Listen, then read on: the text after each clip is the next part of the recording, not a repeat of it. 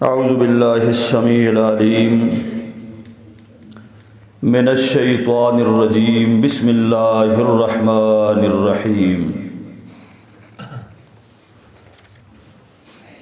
الف لام میم ذالک الکتاب لا ریب فیہ ھدی للمتقین۔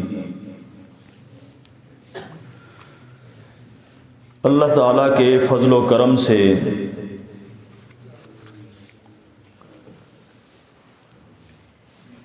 یہ 3 دنوں کے اندر 3 روزوں کے اندر ہم نے سورہ بقرہ مکمل سماعت فرمائی ہے، سنی ہے، تو انتہائی اختصار کے ساتھ پوری سورہ بقرہ کا خلاصہ میں آپ کی خدمت میں پیش کیے دیتا ہوں۔ سورہ بقرہ 2.5 سپاروں پر پھیلی ہوئی ہے۔ پہلا سپارہ مکمل، دوسرا سپارہ مکمل اور تیسرا سپارہ آدھا۔ سورہ بقرہ، اس کا نام بقرہ کیوں ہے اور بقرہ کا معنی کیا ہے؟ بقرہ کا معنی ہے گائے، اور اس کے اندر ایک جگہ پر پہلے سپارے کے نصف میں گائے کا تذکرہ آتا ہے۔ ایک واقعہ ہے، اس کے ضمن میں اللہ پاک نے گائے کا تذکرہ فرمایا۔ یہ بات آپ کے ذہن میں ہونی چاہیے کہ بقرہ ایک جانور ہے، گائے جانور ہے، تو اس جانور کے نام پر یہ سورت کا نام رکھا گیا ہے۔ قرآن مجید کے اندر تقریباً 7 سورتیں ایسی ہیں جن کا نام جانوروں کے نام پر، حیوانات کے نام پر رکھا گیا ہے۔ نمبر 1 سورہ بقرہ گائے، نمبر 2 سورۃ الانعام چوپائے، نمبر 3 سورہ نحل شہد کی مکھی، اور نمبر 4 سورہ نمل، نمل مانا مکڑی، اور اس کے آگے سورہ عنکبوت، اس کا معنی مکڑی اور نمل کا معنی چمٹی، اور اس کے بعد سورہ عادیات 30ویں سپارے میں، اس کا معنی گھوڑا، اور سورہ فیل اس کا معنی ہاتھی۔ یہ 7 صورتیں ہیں جن کے نام حیوانات کے نام پر رکھے گئے ہیں۔ تو ان کے اندر سب سے بڑی صورت پورے قرآن مجید کے اندر جس کو اعزاز حاصل ہے وہ سورہ بقرہ ہے، جو کہ 2.5 سپاروں کے اوپر مشتمل ہے، اور اس کی کل آیات 286 ہیں، اور اس کے کل رکوع 40 ہیں۔ تو اس کی جو ترتیب نزولی ہے، کتنے نمبر پر یہ نازل ہوئی؟ 87ویں نمبر پر یہ نازل کی گئی ہے، اور یہ مدنی صورت ہے۔ ہجرت کے بعد محمد الرسول اللہ صلی اللہ علیہ وسلم کے اوپر مدینہ شریف میں یہ صورت اتاری گئی، لیکن مکمل نہیں، زیادہ حصہ شروع میں اتارا گیا، اور پھر وقتاً فوقتاً مدینہ پاک میں اس کے احکامات اترتے رہے۔ تو میرے بھائیو، یہ حروف مقطعات سے شروع ہوتی ہے۔ حروف مقطعات کیا ہیں؟ الگ الگ پڑھے جانے والے حروف، مطلب الف لام میم آپ نے الگ الگ کر کے پڑھے ہیں، اور ان کا معنی کیا ہے؟ ان کا معنی سوائے اللہ کے کوئی نہیں جانتا۔ بعض مفسرین کرام نے یہ لکھا ہے کہ اللہ پاک نے یہ حروف مقطعات کی بعض صورتوں سے اس لیے ابتدا کی ہے کہ لوگوں کو دکھایا ہے کہ دیکھو یہی حروف ہیں جن سے یہ کتاب بنی ہے قرآن مجید، تو آپ بھی ان ہی حروف سے اس جیسا کلام بنا کے لے آؤ. اگر تمہارے اندر طاقت ہے، تم بڑے سیانے دنا بنتے ہو، تو ان ہی حروف سے ہم نے یہ کلام بنایا ہے اور اتارا ہے، آپ بھی ان ہی حروف سے کلام بنا کے دکھاؤ. بعضوں نے یہ مطلب لکھا ہے. اور اس سورت کی بڑی فضیلت آئی ہے حدیث پاک کے اندر. محمد الرسول اللہ صلی اللہ علیہ وسلم نے ارشاد فرمایا ہے، اس کی فضیلت بیان کرتے ہوئے آپ نے ارشاد فرمایا، اپنے گھروں کو قبرستان نہ بناؤ، گھروں کو قبرستان نہ بناؤ. کیا کرو؟ اپنے ان گھروں کے اندر سورہ بقرہ کی تلاوت کیا کرو. گویا کہ یہ بات حدیث پاک سے معلوم ہوتی ہے، جن گھروں کے اندر سورہ بقرہ کی تلاوت نہیں کی جاتی وہ مثل قبرستان کے ہیں. وہاں پر زندہ جیتے جاگتے لوگ نہیں رہتے، بلکہ وہاں پر مردہ لوگوں کا ڈیرا ہے، مردہ لوگوں کا ڈیرا ہے، مردہ لوگوں کا گھر ہے. جن گھروں کے اندر سورہ بقرہ تلاوت نہیں کی جاتی یا قرآن مجید کی تلاوت نہیں کی جاتی، وہ زندہ لوگوں کا گھر نہیں ہے. اس لیے میرے بھائیوں، اپنے گھر کے اندر قرآن مجید کی تلاوت اور بالخصوص اس سورہ بقرہ کی تلاوت آپ ضرور کیا کریں. اس کا فائدہ کیا ہوگا؟ نبی کریم صلی اللہ علیہ وسلم نے ارشاد فرمایا، جس گھر کے اندر سب سے سچی زبان محمد الرسول اللہ کی، محبت وحی محمد کریم علیہ السلام نے ارشاد فرمایا، جس گھر میں بقرہ کی تلاوت کی جاتی ہو اس گھر کے اندر سے جنات اور شیاطین بھاگ جاتے ہیں، وہاں پر وہ ڈیرا نہیں رکھتے.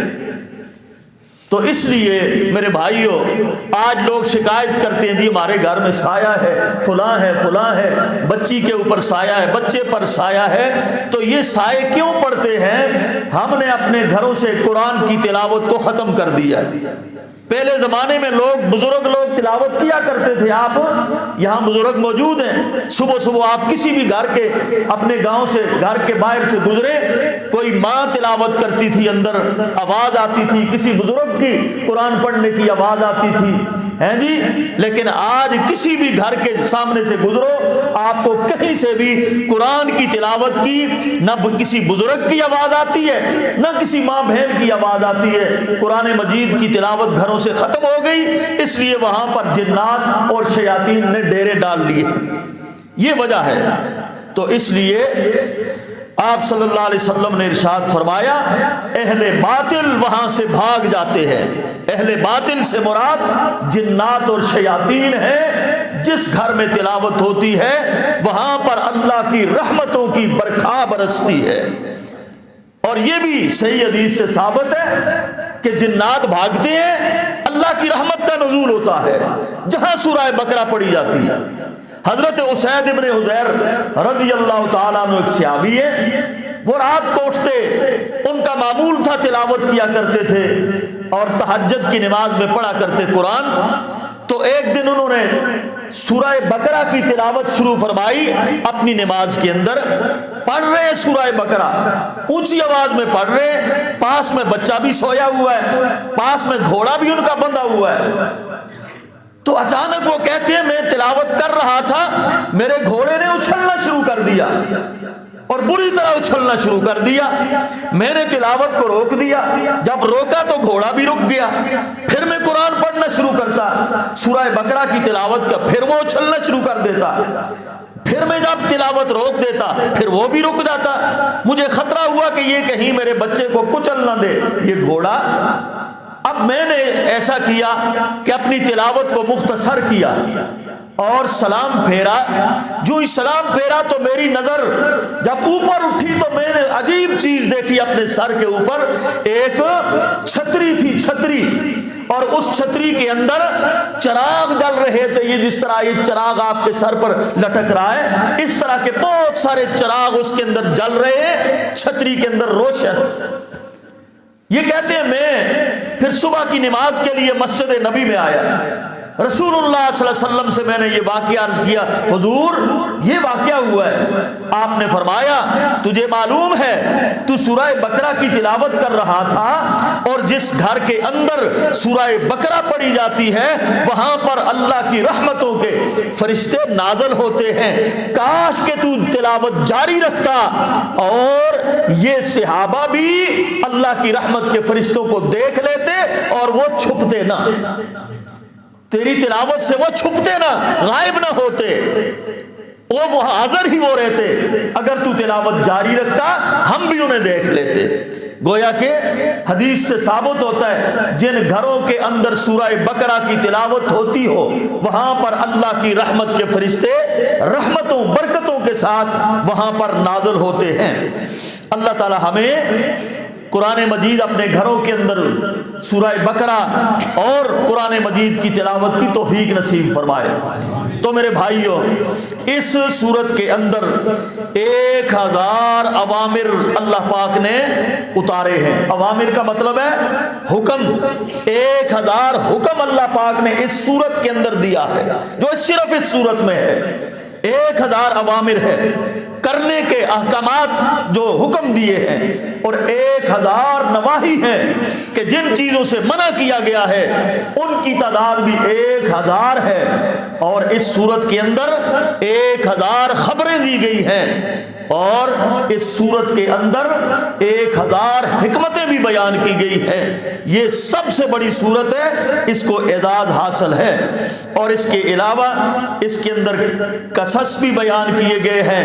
ابراہیم علیہ السلام کا، موسیٰ علیہ السلام کے قصص بیان ہوئے ہیں، اور اس کے علاوہ حضرت عزیر علیہ السلام جن کے اوپر 100 سال موت طاری رہی، 100 سال بعد انہیں زندہ کیا گیا، وہ واقعہ بھی اس کے اندر بیان ہے۔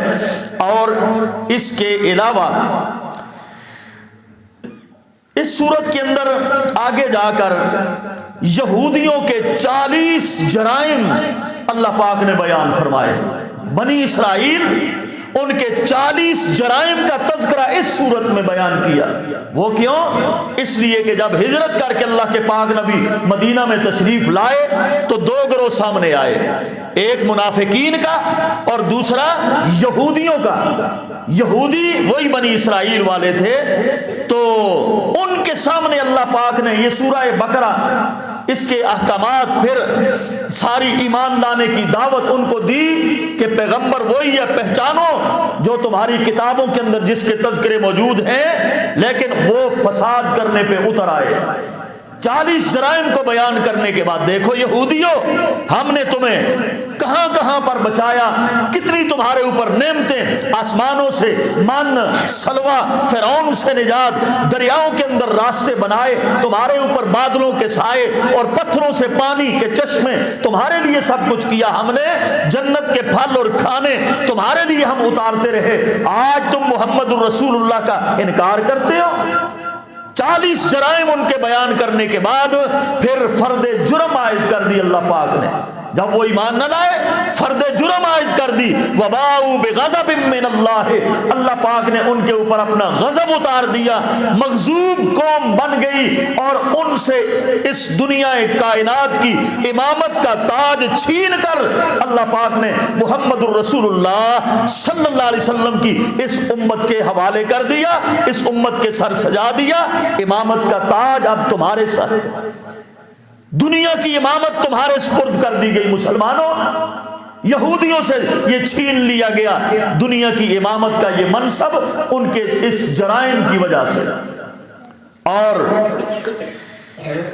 امامت سے معزولی کے بعد ان پر غضب اتارا گیا، اور اس کے بعد آگے دیگر کچھ احکامات اللہ پاک نے بیان کیے، جادو کی حرمت بیان کی، وصیت کے بارے میں فرمایا تمہارے پاس کچھ بھی ہو تو وصیت لازمی لکھ جایا کرو، روزے کے احکامات نازل فرمائے، اعتکاف کے احکامات نازل فرمائے، پھر حج اور عمرے کے احکامات نازل فرمائے، سود کی حرمت کے بارے میں احکامات نازل فرمائے، سود کو اعلان جنگ قرار دیا گیا سب سے بڑا گناہ میرے بھائیو سود، شرک کے بعد یہ بڑا گناہ ہے۔ پھر نکاح کے معاملات کو بیان کیا، حق مہر کے معاملات کو بیان کیا، طلاق کے معاملات کو بیان کیا، اور پھر قرض لین دین کے معاملات کو بیان کیا، اور پھر مدت رضاعت، بچوں کو دودھ پلانا ماؤں کی 2 سال، اور اس سارے یہ احکامات بیان فرمائے۔